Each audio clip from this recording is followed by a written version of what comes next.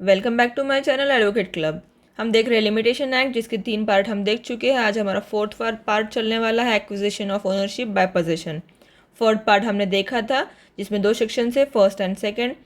Second part हमने देखा था limitation of suit, appeal and application, जो एक्सेप्शन था इस एक्ट के लिए। बर्डन ऑफ प्रूफ सेक्शन 3 का डिफेंडेंट पे जाता है, जिसमें बार ऑफ लिमिटेशन बताया हुआ है। सेक्शन 5 सेक्शन 3 का एक्सेप्शन था, क्यों तो वो कंडोनेशन ऑफ डिलो बताता है, जो 4 सूट को एप्लीकेबल नहीं होता है। एंड लीगल डिसेबिलिटी देखा हमने सेक्शन 6-7। स्पेशल एक्सेप्शंस देखे हमने, जो प्रियम्पशन को और 3 ईयर से ज़्यादा होगा तो उसके लिए लागू नहीं होता, सेक्शन 8 में बताया था। सेक्शन 9 में हमने देखा कंटिन्यू रनिंग टाइम देखा। 10 और 11 में हमने देखा कि कोई लिमिटेशन नहीं होता है ट्रस्टी के लिए, और आउट ऑफ टेरिटरी अगर कोई लिमिटेशन की बात होगी तब। देन हमने देखा part 3 commutation of period of limitation, जो एक्सक्लूजन था, जिसमें हमने देखा था कि लीगल प्रोसीडिंग को, अपील एप्लीकेशन को, लीव टू प्रॉपर को, अदर केस में जब भी जितना टाइम एक्सटेंड या डेथ होती है, किसी की मिस्टेक ऑफ फ्रॉड होता है, ये जो टाइम कमिट होता है, ये जो टाइम लगता है, ये जो टाइम होगा उसको क्या किया जाएगा, एक्सक्लूजन माना जाएगा और वो टाइम को इंक्लूड नहीं किया जाएगा। अब हम देखने वाला है हमारा part 4 acquisition of ownership by possession. इसमें 3 सेक्शन आते हैं फ्रेंड, जो है 25 से 27 तक, और पार्ट 3 में जो सेक्शंस थे वो 12 to 24 थे। हमारा टोटल जो सेक्शंस है लिमिटेशन एक्ट वो है 32, जो लास्ट में रिपील भी है कुछ उसमें से। तो आज हम हमारा पार्ट 4 और हो सकता है पार्ट 5 भी देख ले, बिकॉज छोटा सा है, बचा है, कुछ ज़्यादा रहा नहीं है। चलिए friend, section please friends share, subscribe and like to my channel to make me more videos. Okay friends, चलिए section 25 acquisition of easement by prescription start करते हैं हम। इसमें 20 ईयर सिर्फ दिया हुआ है, इसमें 2 मंथ का लिए। एक सेकेंड फ्रेंड, लिमिटेशन देख रही थी मैं, इसलिए इसमें थोड़ा सा हेजिटेशन हो गया। लिमिटेशन जो है 2 दिया हुआ है, acquisition of easement by prescription, where the access and use of lights or air and for any building have been peaceably enjoy therewith as an easement। easement किसको बोला जाएगा, पीसफुली इंजॉयमेंट किया जा रहा है कोई भी लाइट एयर का जो यूज़ है उसको एज ऑफ राइट, कैसा है, एज ऑफ राइट यूज़ किया जाएगा, उसको ईजमेंट बोलते हैं। विदाउट इंटरप्शन होना चाहिए वो यूज़। एंड फॉर 20 ईयर, 20 साल तक ऐसा कोई रास्ता आप यूज़ कर रहे हो जो एज ऑफ राइट है, क्योंकि आपको घर से जाने के लिए वही रास्ता एक ही बचा है और वो पीसफुल इंजॉयमेंट है, उसमें किसी ने भी डिस्टर्ब भी नहीं किया है आपको, लाइट वे या फिर एयर कुछ भी हो सकता है। तो वो कब तक होना चाहिए, इंपॉर्टेंट इसमें है 20 ईयर फ्रेंड्स, 20 ईयर तक करना चाहिए। एंड वेयर एनी वे और water course or the use of any water or any other easement, whether affirmative or negative, has been peaceably and openly enjoyed by any person claiming title thereto as an easement and as of right without the interruption, and for 20 years the right to such access and use of light, air, way, water course, use of water or other easement shall be absolute and इनडिफिसिएबल। तो क्या हो जाता है वो right, अगर 20 साल तक आप कंटिन्यूसली कोई रास्ता यूज़ कर रहे हो तो वो क्या हो जाएगा, आपका एब्सोल्यूट राइट हो जाएगा। और ईजमेंट उसको बोला जाता है जो सपोज आपका ये घर है और यहाँ पर दूसरा फ्लैट उसको लग के ही है और आपको बाहर ही रास्ता है, रास्ते को जाने के लिए कोई वे ही नहीं है, तो यहाँ से इसके घर में से क्या किया गया, इतना रोड छोड़ा गया जिस पे से आप जाते हो, आप जा रहे हो यहाँ से 20 साल तक कंटिन्यू जा रहे हो, आपको कोई इंटरप्शन नहीं है, पीसफुली जा रहे हो। तो बाद में ये जो पोर्शन है इसको ईजमेंट बोला जाता है फ्रेंड, ये पोर्शन को। तो ये इसका एज ऑफ राइट हो जाएगा, एब्सोल्यूट राइट हो जाएगा, वो बाद में उसको डिनाई नहीं कर सकता है।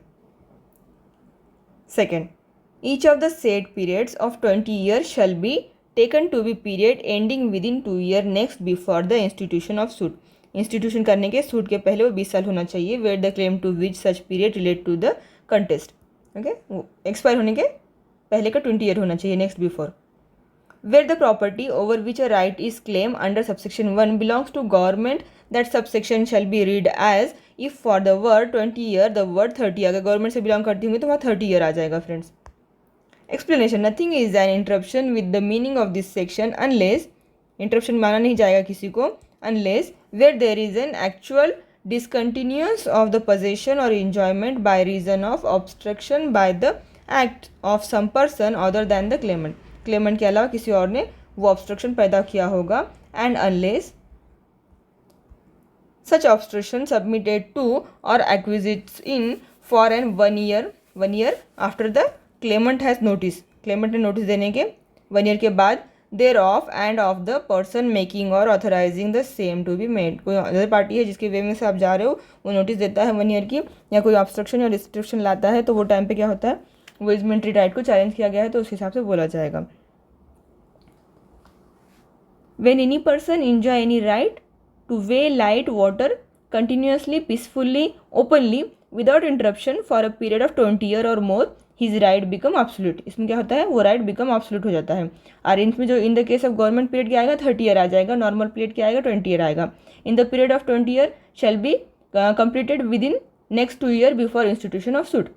तो बिफोर इंस्टीट्यूशन ऑफ सूट करने के पहले होना चाहिए 2 ईयर, उसको इजमेंट्री राइट बोलते हैं।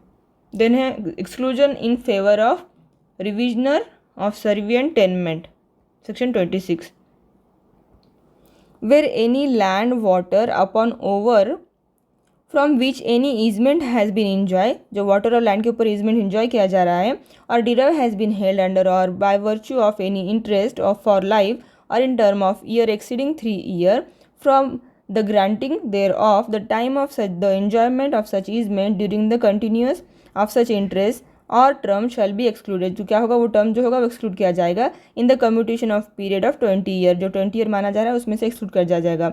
in the case the claim is within 3 year next after the determination, क्या होगा, कब होगा, within 3 year next after जब से वो डिटरमाइन हुआ है तब से पीछे कितना 3 साल जाना चाहिए, of such interest or term resist by the person entitled on such determination to the said land or water। अगर लैंड और वाटर का होगा तो क्या होगा, फिर ये 17 साल प्लस 3 साल इक्वल टू 17, 18, 19, क्या होगा 17 और ये 3, टोटल कितने होंगे, टोटल 20 ईयर, ये 17 एंड ये 3 ईयर जो है वो इंक्लूड करके नेक्स्ट ऑफिसर जब उनको मालूम होता है तब से पीछे 3 साल चल के वो 17 प्लस 3, तो ये 20 ईयर होगा total.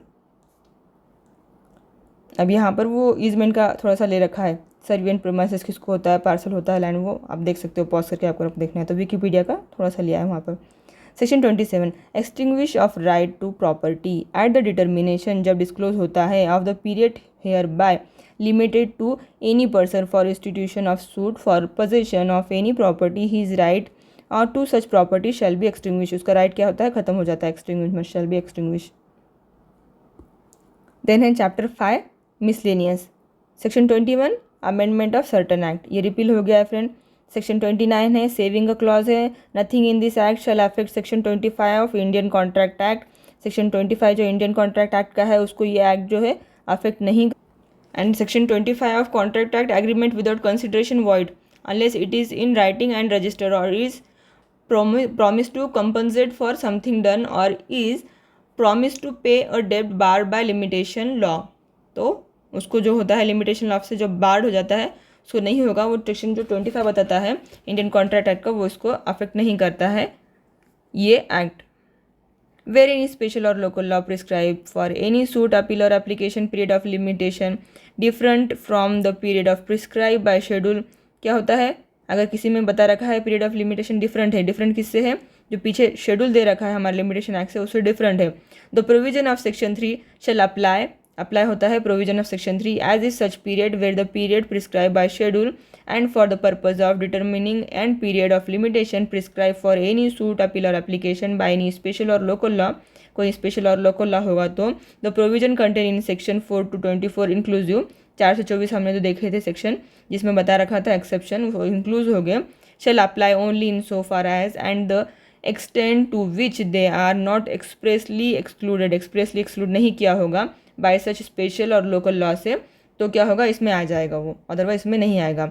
Save as otherwise provided in any law for the time being in force with respect to marriage and divorce, nothing in this act shall apply, इस एक्ट में जो भी दिया है वो अप्लाई नहीं होगा to any suit other proceeding under any such law.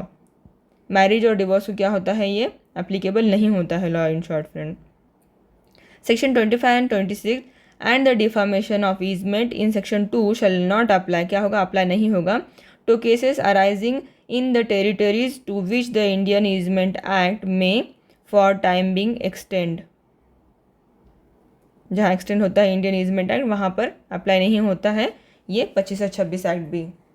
26 section 30 provision for suit etc. for the prescribed period is shorter than the period prescribed by the Indian Limitation Act. Notwithstanding anything contained in this act, any suit for which the period of limitation is shorter, कोई भी suit क्या होता है, कोई भी suit होता है जिसका पीरियड लिमिटेशन का शॉर्टन होता है then the period of limitation prescribe by Indian limitation act, कौन सा पीरियड जो लिमिटेशन दे रखा है उससे भी कम उसका पीरियड होता है, may be institute with in a period of 7 year, तो क्या होता है 7 ईयर तक किया जा सकता है वो institute file suit next after commencement of this act.